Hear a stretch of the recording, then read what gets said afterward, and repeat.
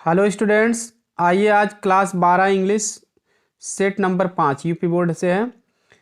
2023 में जो आया हुआ है इसको हम सॉल्व करते हैं। इसके पहले मैं आपको जो है 2022 में जो भी सेट आए थे उन सभी को मैं सॉल्व कर चुका हूं और 23 के 4 सेट सॉल्व कर चुका हूं। अगर आप वो नहीं देखें वीडियो तो डिस्क्रिप्शन में लिंक दूंगा, वहां से देखिए। यह क्लास 12 यूपी बोर्ड इंग्लिश 2024 के नाम से प्लेलिस्ट है, वहाँ से देख लीजिए। तो चलिए देख लेते हैं आज की सेट में जो है पूरा जितना भी पेपर है उसको हम ग्रामर पोर्शन कवर कर रहे हैं।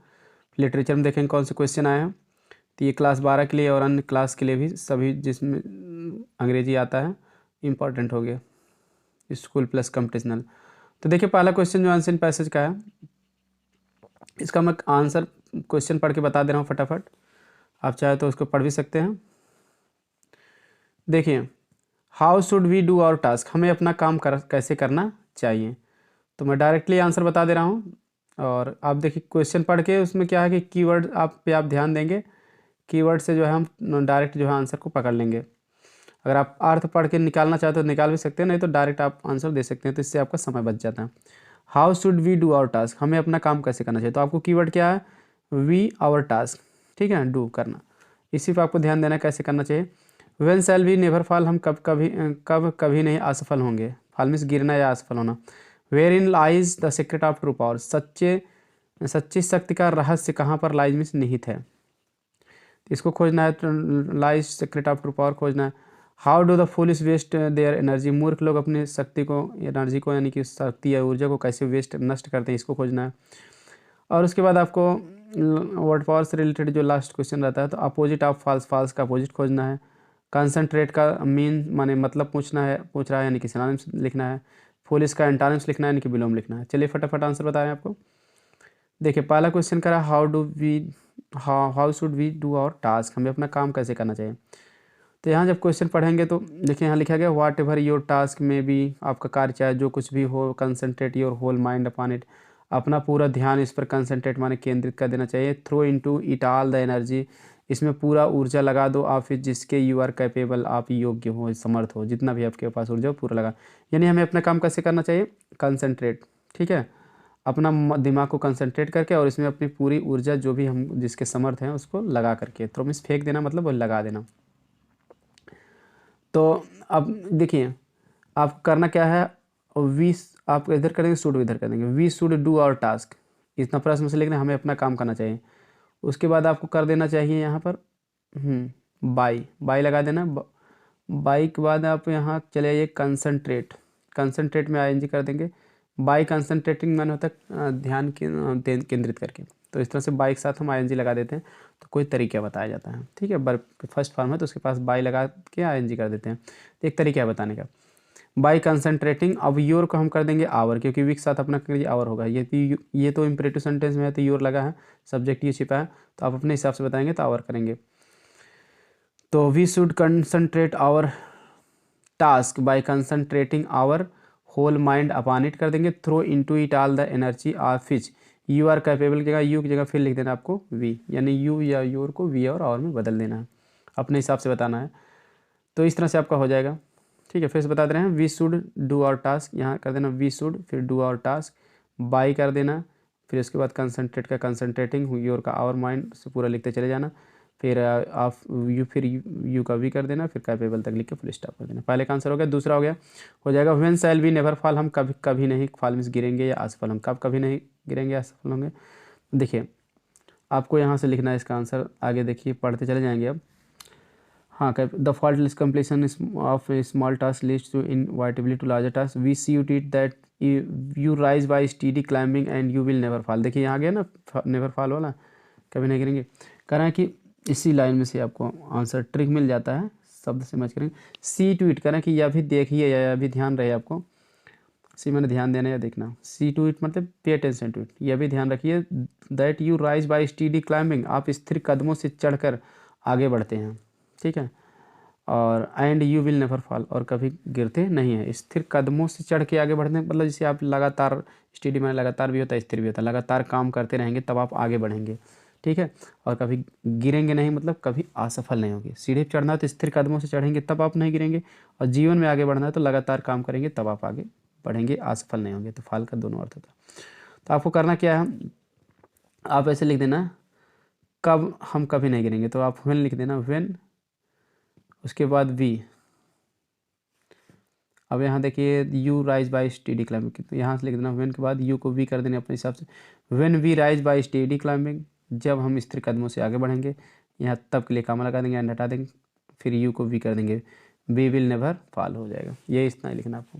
व्हेन यहाँ से लेना है, फिर यू को वी में बदल देंगे, फिर एंड के बाद कामा लगा के यू को वी कर देंगे, बस इतना करना है। When we rise by steady climbing, जब हम लगातार आगे बढ़ेंगे या स्थिर कदमों से आगे बढ़ेंगे, वी।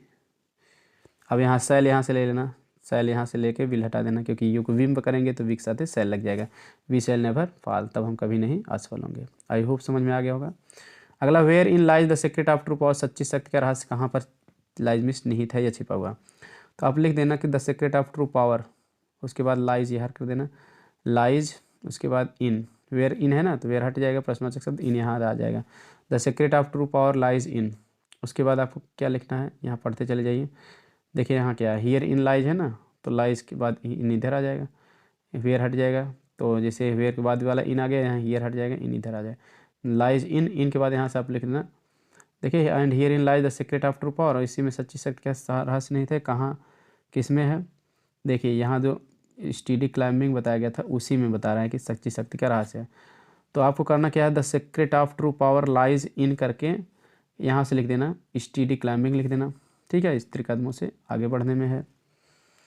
और दो आगे भी तो 2-3 बातें और बताया गया है, इसको भी आप लिख देना। स्टेडी क्लाइंबिंग लिखने के बाद आप इसको भी लिख देना, मेंटल एंड स्पिरिचुअल एनर्जी, बस मानसिक और आध्यात्मिक ऊर्जा में, ठीक है, क्या है, सच्ची शक्ति का रहस्य निहित है, ठीक है। क्योंकि यहाँ आगे फिर बताया गया कि the foolish waste all their mental and spiritual energy, मूर्ख लोग अपनी सारी मानसिक और आध्यात्मिक ऊर्जा को नष्ट कर देते हैं इन्फीरियोरिटी माने तुच्छ बातों में, फूलिश चैटर मूर्खतापूर्ण बकवास में, और सेल्फिश आर्गुमेंट स्वार्थपूर्ण तर्क में।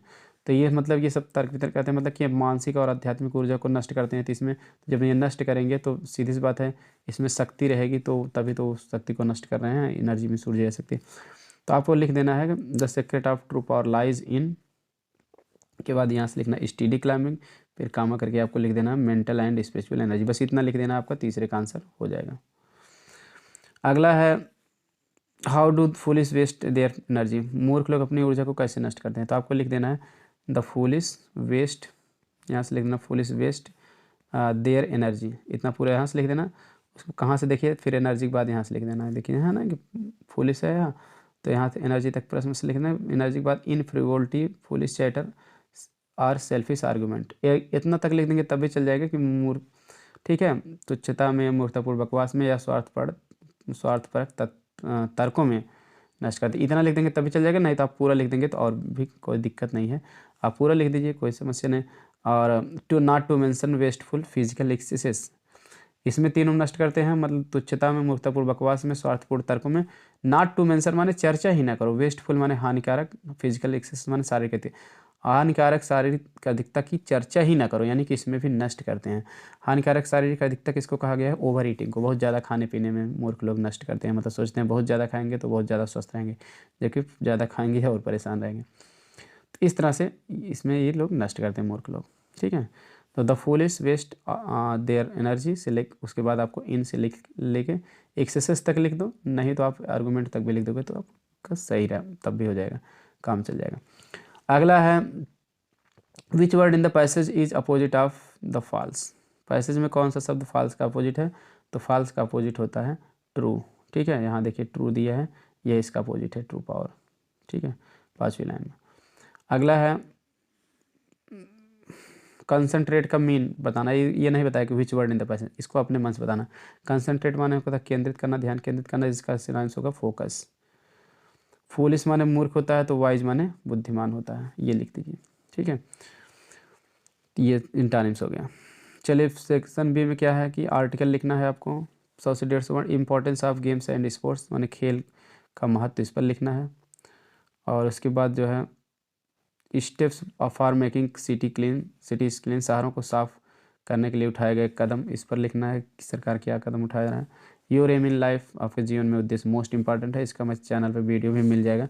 योर एम इन लाइफ या ambition of life by Ramesh sir search करेंगे तो मिल जाएगा। क्लास बार एक्सीलेंट के नाम से प्लेलिस्ट है, उसमें मिल जाएगा। इंपॉर्टेंट बहुत ज़्यादा, एक्सीलेंट में भी दिया गया है, ये ज़रूर इसको याद कर लेना।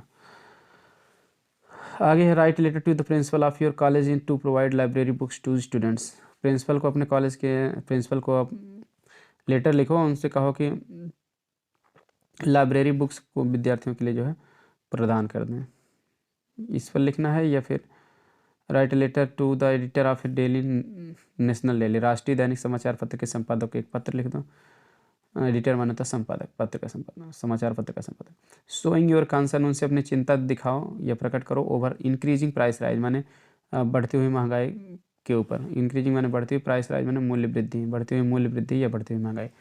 कुल मिला कि एक समाचार पत्र के संपादक को ये पत्र लिख देना, तो उनको ये कहना है कि भाई बहुत ज़्यादा महंगाई बढ़ रही है, सभी चीज़ का रेट बढ़ रहा है कि तो इस पर बड़ी चिंता हो रही है। तो इसके लिए मैं चाहता हूँ कि आप अपने समाचार पत्र में इस बात को प्रकाशित कर दें ताकि सब लोग पढ़ें और जान सकें, और इसके लिए जो जिम्मेदार हैं वो भी इस पर ध्यान दें।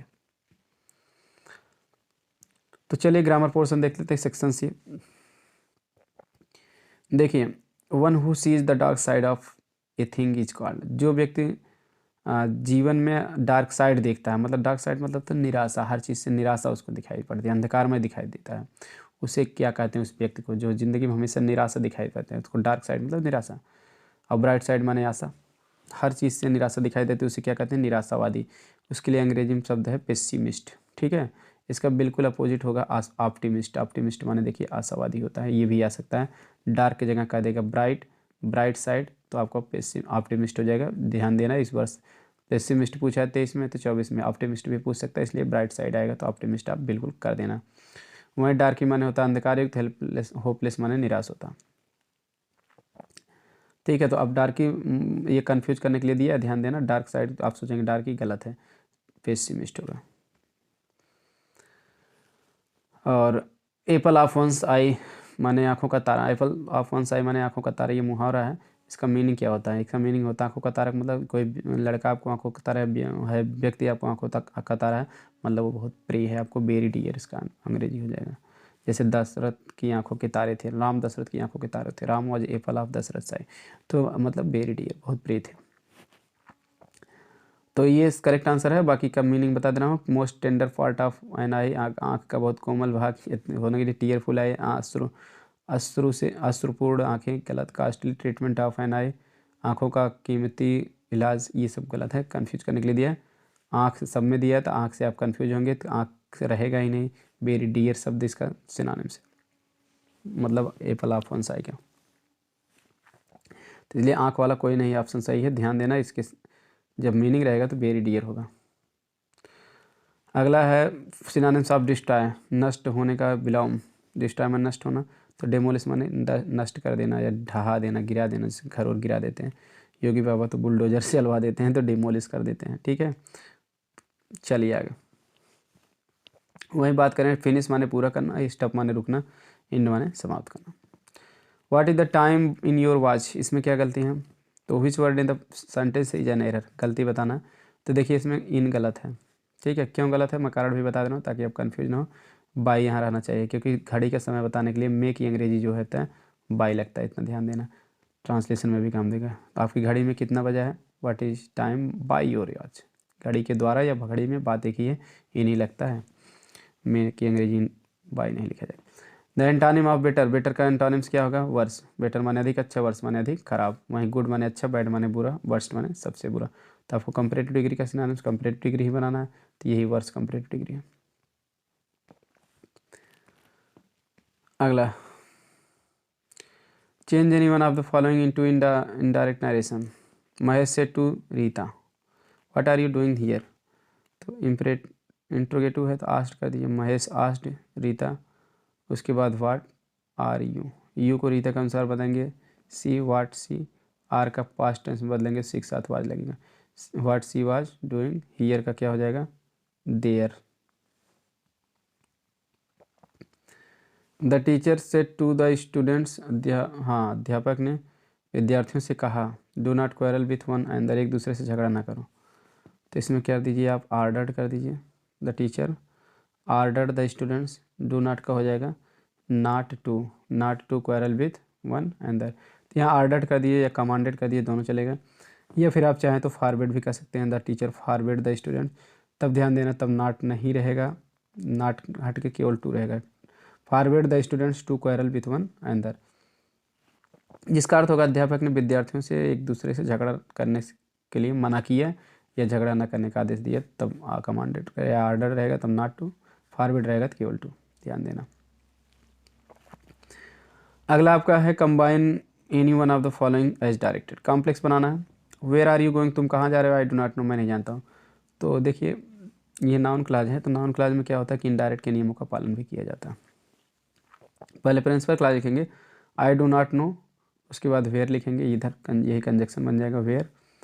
अब यू को तो हम देखिए यहाँ ऑब्जेक्ट नहीं दिया था, ऑब्जेक्ट हम मान लेंगे, किसी की बात हम बताएंगे तो उसके लिए ही कर देंगे।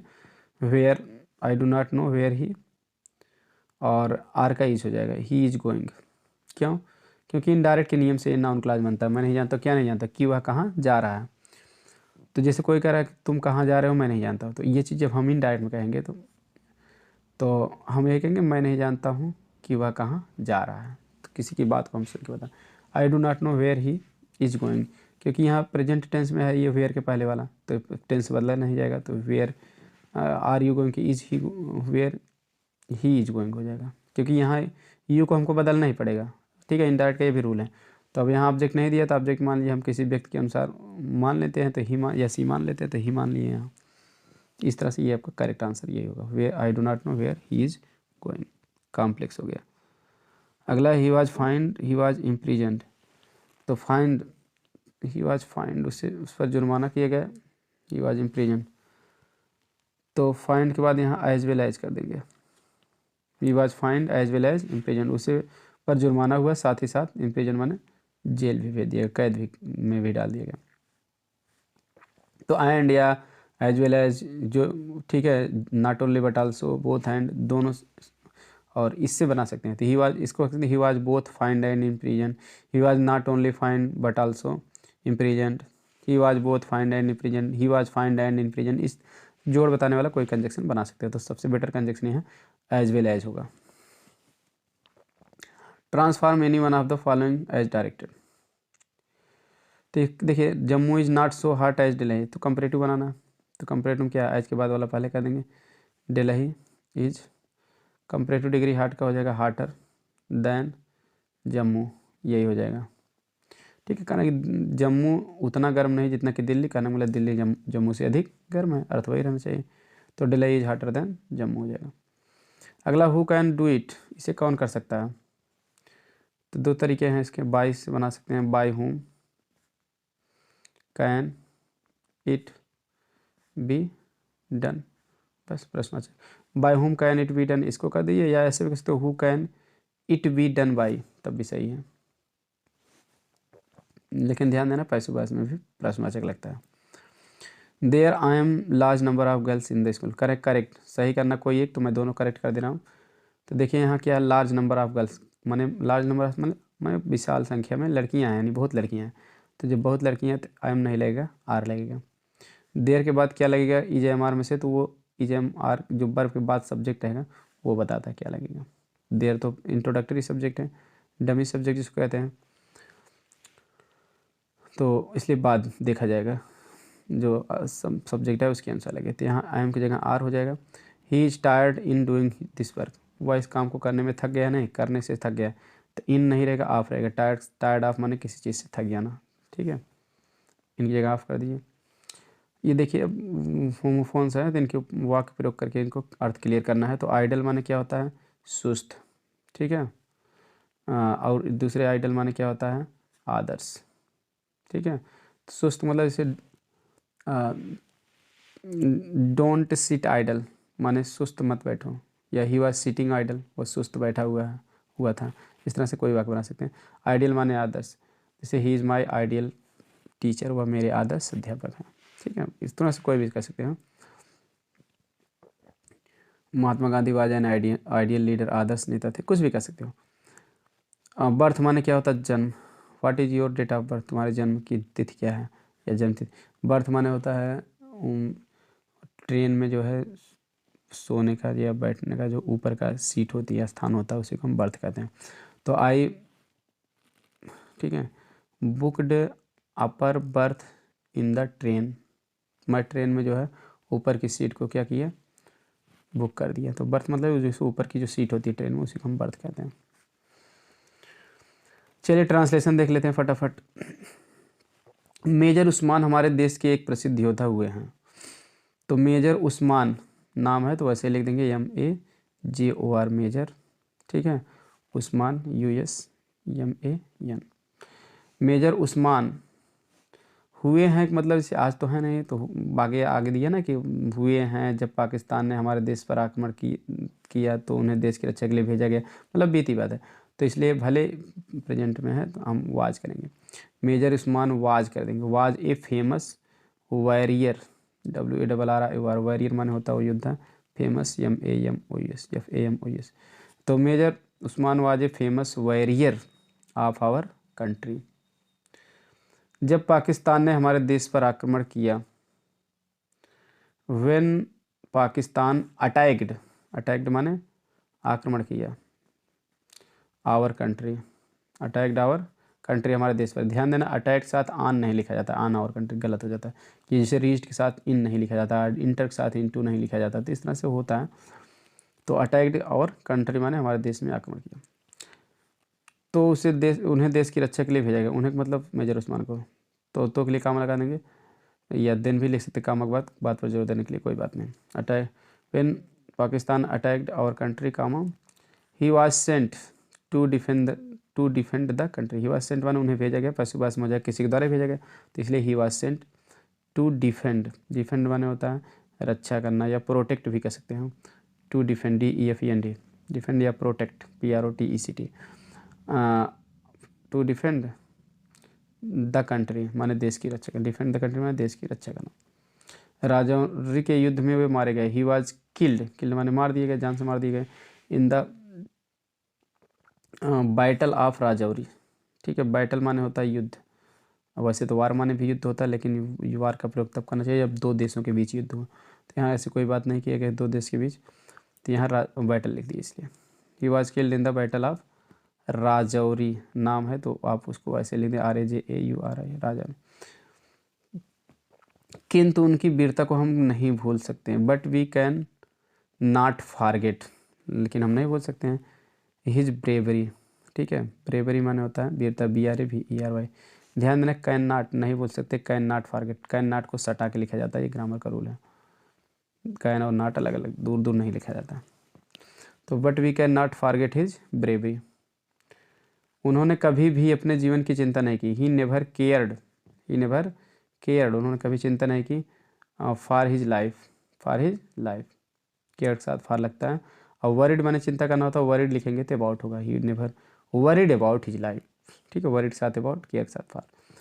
एक बार वे युद्ध में घायल हो गए। वंस माने एक बार, ONCE वंस ही वाज या ही उंडेड का दिए, ही उंडेड वह घायल हो गए, ठीक है। एक्टिव वॉइस में लिखेंगे। वंस ही उंडेड एक बार वह घायल हो गए। किस में घायल हो गए? इन द वार युद्ध में। Once he उंडेड in the war, ठीक है। एक बार वह युद्ध में क्या हो गए? घायल हो गए। तो वार ना लिख के बैटल आप लिख दीजिए, कोई दिक्कत नहीं। वार माने भी युद्ध होता है, बैटल बताए थे बेटर वर्ड होगा। और एक बात ध्यान देना, ही वाज भी लिख दीजिए, ही was wounded in the war, क्योंकि किसी के द्वारा ही घायल होंगे युद्ध के द्वारा, तो इसलिए वाज बेटर हो जाएगा। वंस ही वाज वुंडेड, ठीक है, इन द वार या बैटल दोनों माने युद्ध होता है, तो बैटल का प्रयोग यहाँ बेटर माना जाएगा। Once he was wounded in the battle, ठीक है। आगे है युद्ध के द्वारा घायल हुए हैं, तो इसे पैसुवास में भी आप लिख सकते हैं, बेटर माना जाएगा। कुछ सिपाही उनके लिए बहुत दूर से थोड़ा सा पानी लाए, ठीक है। तो युद्ध में किसी के द्वारा जो भाई लड़ाई हुई तो अटैक किया गया, तो उसके द्वारा वो घायल हो गए। तो once he was wounded in the battle some soldiers माने कुछ सिपाही, सोल्जर्स की स्पेलिंग SOLDIER, सम सोल्जर्स कुछ सिपाही। हाँ ब्राट माने लाए, ब्राट सम वाटर, ठीक है। थोड़ा सा पानी लाया, सम माने थोड़ा सा, लिटिल माने भी होता थोड़ा सा, ब्रॉट सम वाटर। हाँ, फॉर हिम उनके लिए, brought some water for him बहुत दूर से, from very far, from very far, far माने क्या होता है दूर, brought some water from very far, far के साथ अवे लगा देंगे, फार अवे, ये एक एडवर्ब है, फिर वेरी फार अवे माने बहुत दूर से होता है। ये ऐसे कर देंगे, फ्राम ए लॉन्ग डिस्टेंस माने एक लंबी दूरी से, कहने मतलब तभी बहुत दूर, दोनों चल जाएगा। ठीक है, तो some soldiers brought some water for him from very far away, या फ्राम ए लॉन्ग डिस्टेंस, दोनों चलेगा। क्योंकि वे बहुत प्यासे थे, because he was very thirsty, because he was very thirsty, thirsty मन होता है प्यासा, THIRST।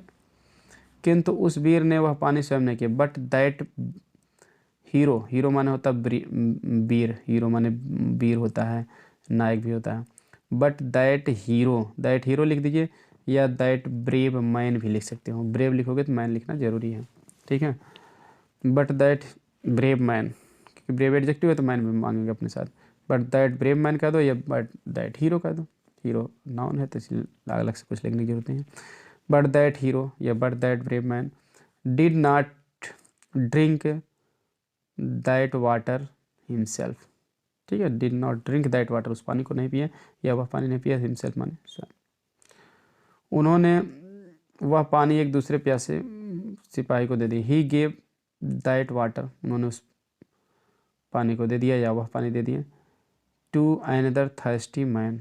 ठीक है, टू अनदर, अनदर माने एक दूसरा, आयन माने एक होता है, अदर माने दूसरा, तो एक दूसरे के लिए another, thirsty man, thirsty soldier, sorry thirsty माने प्यासे, सोल्जर माने सिपाही। कुछ देर बाद माने आफ्टर सम टाइम, कामा कर देंगे, उनकी मृत्यु हो गई, मतलब he died, after some time he died, ऐसे भी लिख सकते हैं he died after some time, बात एक ही बात। ऐसे वीर और दयालु व्यक्ति को हम कभी नहीं भूल सकेंगे, वी विल नेवर फारगेट। ठीक है, हम कभी नहीं भूल सकेंगे या भूलेंगे, वी विल नेवर फारगेट, हम कभी नहीं भूल सकेंगे। हाँ, सच माने ऐसे, such a brave and kind man, we will never forget such a brave and kind man. ठीक है, आई होप समझ में आ गया होगा ट्रांसलेशन। चलिए लिटरेचर पर नज़र डाल देते हैं, कौन कौन से क्वेश्चन आए हैं ताकि आपको पता चल जाए। Whom did M Hamel blame for not paying proper attention to the study of French, France के अध्ययन पर, ठीक है, उचित ध्यान न देने के लिए मिस्टर हैमल ने किसको